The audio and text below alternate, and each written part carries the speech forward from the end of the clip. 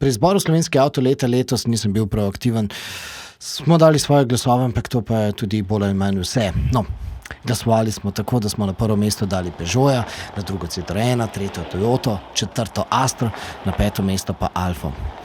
No, prireditev tudi letos ni bila na televiziji, kar se mi zdi zelo velika škoda, ampak mi je pa zelo blizu letošnja lokacija finala izbora v tovarni Adria Mobil.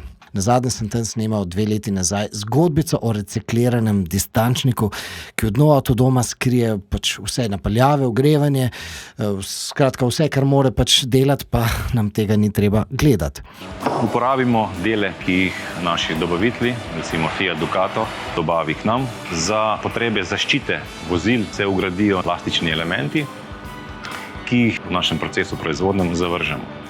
Da bi izkoristili ostanke, smo mi to plastiko oplemenitili z dodatkom celuloznih vlaken in na novo zabrizgali materiale. Se pravi, gre za nek kompozit plastike, polipropilenske plastike z časopisnimi vlakni, se pravi celulozo, ki jim doda nek ojačitveni potencial. Na ta način smo izboljšali samo trdnost materijala za 40% in pa izboljšali modul elastičnosti, povišali za več kot 200%. To je bil del daljše zgodbe o trendih na področju avtodomov.